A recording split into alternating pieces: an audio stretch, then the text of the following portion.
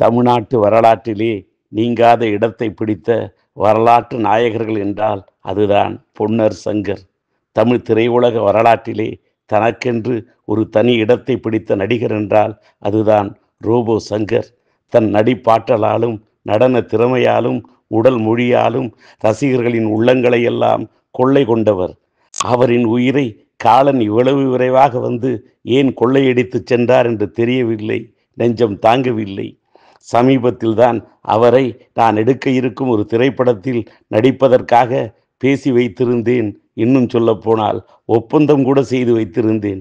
இந்நிலையில் அவருக்கு இப்படி ஒரு நிலையா? நெஞ்சம் பொறுக்கவில்லையே.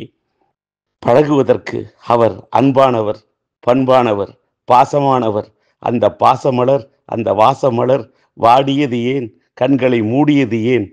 நெஞ்சம் தாங்கவில்லையே, கண்களில் நீரூற்று நிற்கவில்லையே.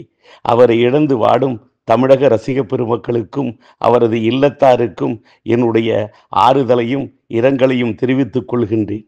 அன்னாருடைய ஆத்மா சாந்தியடைய எல்லாம் வல்ல இறைவனை பிரார்த்தனை செய்கின்றேன்.